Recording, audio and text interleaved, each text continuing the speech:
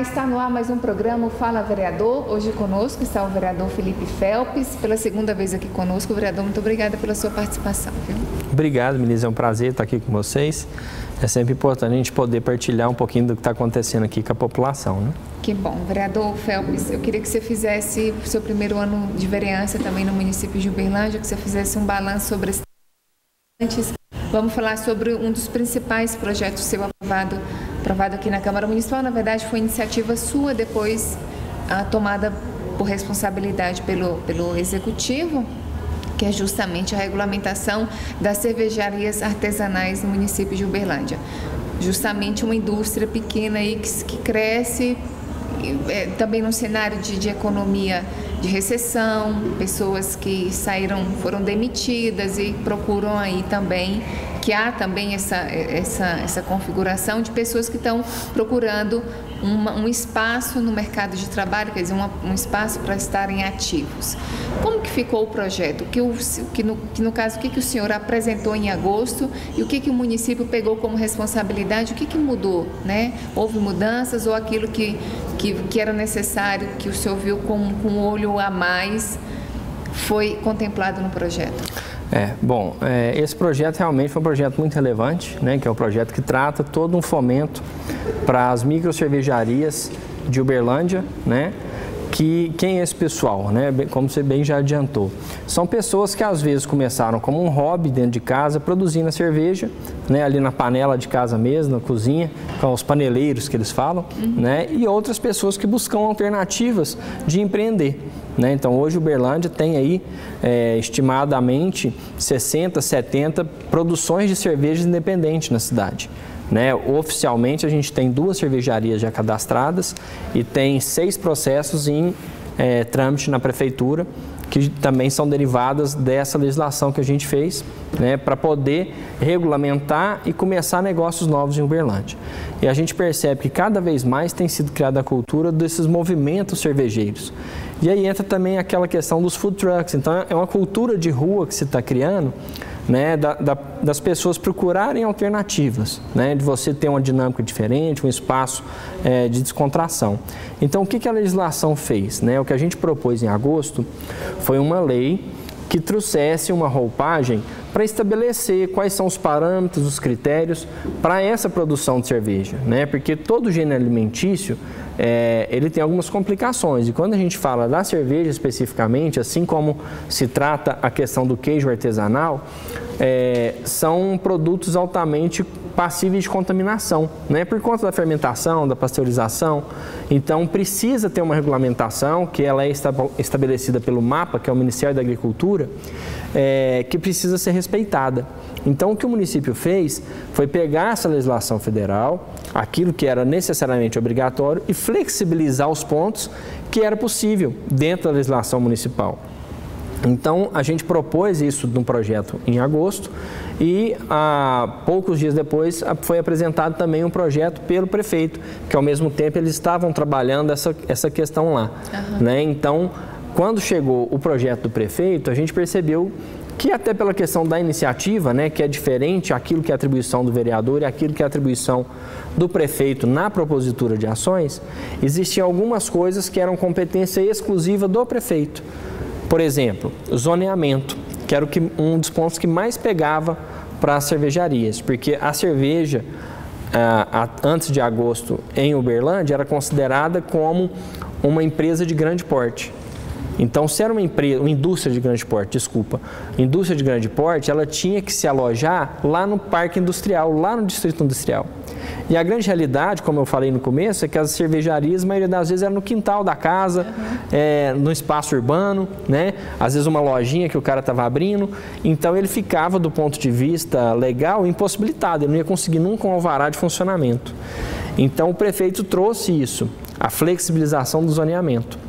Então, diante desse cenário, né, e algumas outras flexibilizações que era competência do município, nós dialogamos com os cervejeiros e então eu retirei o meu projeto para que a minuta do prefeito pudesse tramitar, e dentro da minuta do prefeito a gente fez alguns acréscimos que era prerrogativa que era pedido, na verdade, dos pequenos cervejeiros, porque o projeto do prefeito tinha uma visão mais empreendedora. Sim. É aquele cara que quer montar um negócio, gerar renda, criar emprego, mas esquecia o pequeno.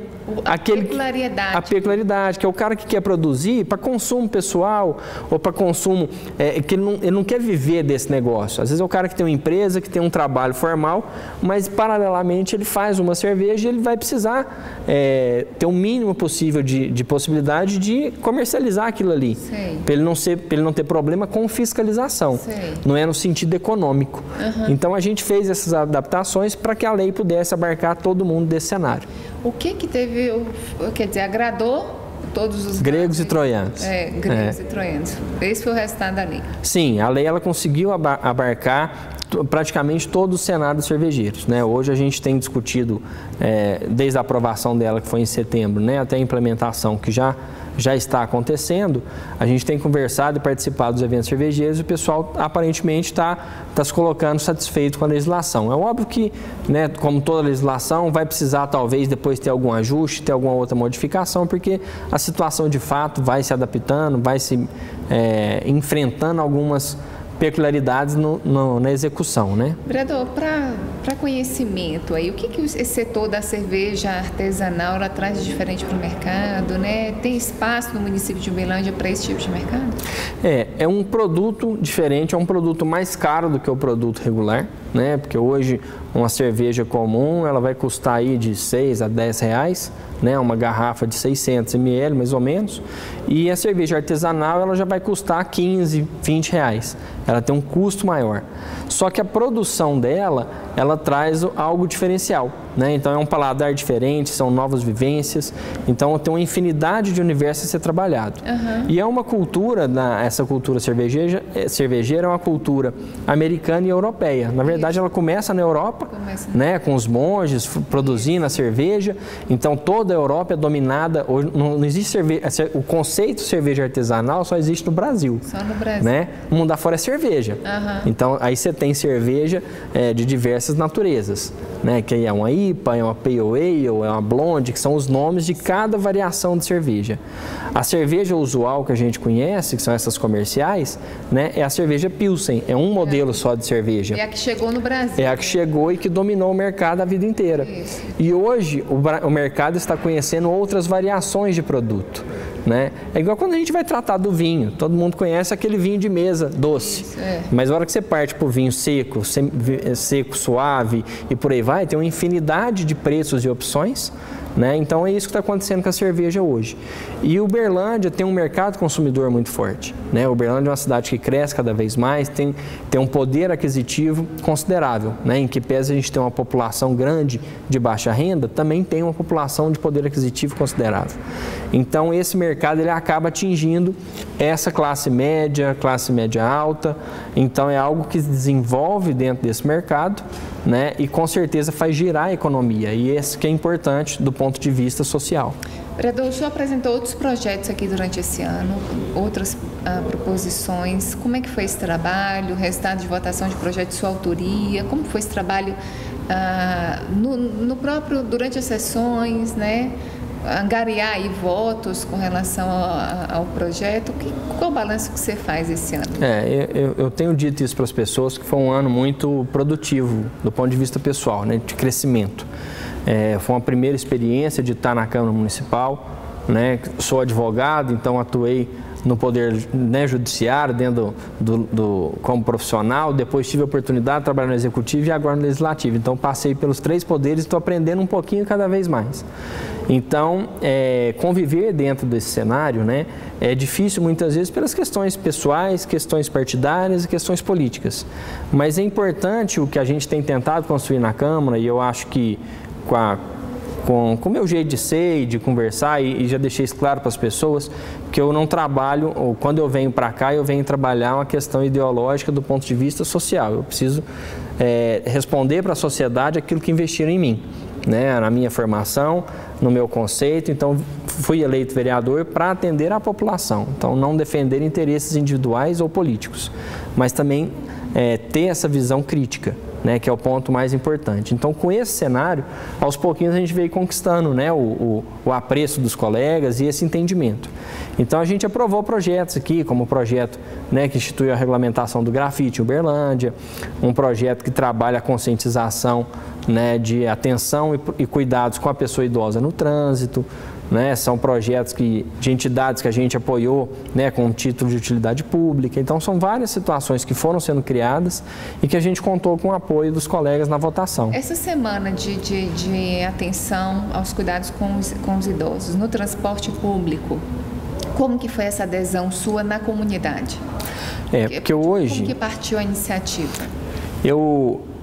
Desde a pré-campanha, eu já tenho um trabalho que eu faço com a pessoa idosa, né? Então a gente apoia alguns trabalhos, é um grupo de artesanato, um grupo de seresta, um grupo de dança com os idosos. Então são atividades que são realizadas com eles. Então a gente tem um contato do dia a dia e são idosos que têm uma baixa renda.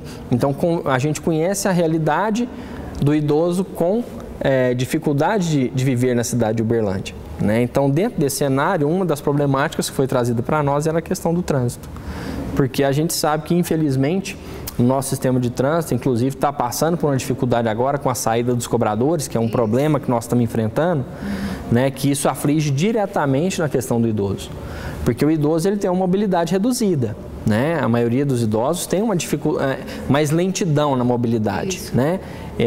Então, assim como o cadeirante, que tem a dificuldade também do motorista ter que parar, descer um elevador, esperar o cadeirante subir, ter acesso, prender o cadeirante para depois iniciar o movimento, com o idoso é a mesma coisa. Se um motorista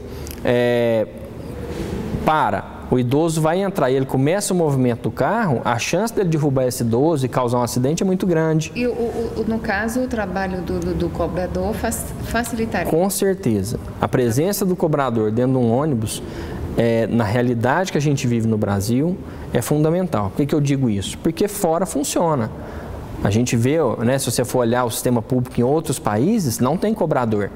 Mas lá é uma cultura diferente, que já vem sendo trabalhada, né, que chegou-se a esse modelo. As pessoas trabalham, desculpa, vereador, mas lá eles trabalham a questão do envelhecimento muito cedo. Com né? certeza. Então, o idoso chega preparado na idade dele. E ele já tem... hoje nós estamos implementando de forma forçosa, né, políticas que não foram construídas. Então, esse é um problema do ponto de vista prático, né? É aquela questão que a gente querer resolver o problema que está aqui na frente sem tratar aqui embaixo. É quando a gente fala de educação, não adianta, né, a gente dar ensino superior para todo mundo se você não cuida do básico. Porque quem chega no superior não está preparado para o ensino superior. Totalmente. Né? Eu até fiz, desculpa, essa intromissão aqui. Pois não. E falei a respeito, em particular, desse projeto, porque eu lembro que uma vez eu estava no ônibus e uma senhora deixou para descer do ônibus no momento em que o ônibus na época ainda era parada na Tubal Vilela, parava ali, e ela queria descer. Porém, ela só levantou da cadeira na hora que o ônibus, todo mundo já tinha descido e o ônibus já estava se preparando para sair. E eu fiquei muito nervosa com aquela situação. Porque eu falei, senhora, como é que você faz uma coisa dessa? Né? E fiquei muito nervosa. E aí eu gritei, o motorista parou, né? Falei, tem uma senhora descendo e tal, mas eu fiquei parece que eu fiquei chateada com ela, né? Fiquei emburrada lá. Aí tinha um rapaz do meu lado, ele falou, olha, deixa eu lhe dizer, eu sou cobrador, a gente passa por isso todos os dias. Então, esse despreparo, o idoso, ele é muito lento nas ações, né? Lembro também um caso na minha cidade também, o ônibus dando ré e a senhora insistindo em passar atrás do ônibus. Então, toda aquela situação que constrange, né? E que, quer dizer, vai acontecer alguma coisa com ela e a gente vai assistir tudo isso, né? Então, essa questão da reação muito lenta para esses casos. E são N situações. A gente tem motoristas que não param quando vê um idoso no ponto de ônibus, passa direto. Né? Então o idoso perde o ônibus, tem que esperar um outro ônibus que venha e que tenha o bom senso, né? O bom senso, na verdade, é a obrigação de parar para que ele possa entrar justamente por essas dificuldades. Porque é isso, né? Ele movimenta-se lentamente, ele tem receio, por exemplo, muitas vezes entra no ônibus, as pessoas não respeitam o assento do idoso, então ele não tem onde sentar.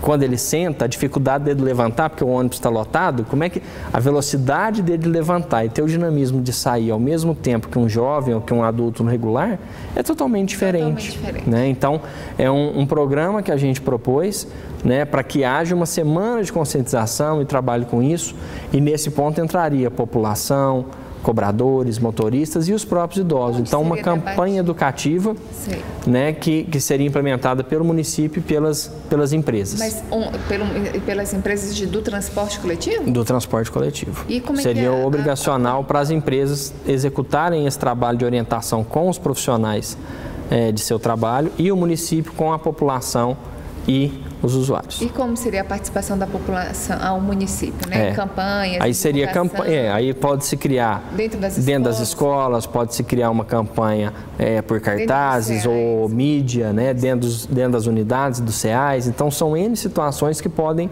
ser utilizadas. O que a gente propôs foi a obrigatoriedade dessa semana, dela acontecer. E agora a gente vai tentar, né, esse ano implementar, porque a gente instituiu ela para ser dentro da Semana do Idoso, né, que é o dia 15 de junho, é considerado o Dia Internacional do Idoso. Isso. Né, então a nossa proposta é que essa campanha aconteça durante esse período, até para trazer, né, essa luz, essa ótica para essa semana, para poder trazer atenção ao idoso.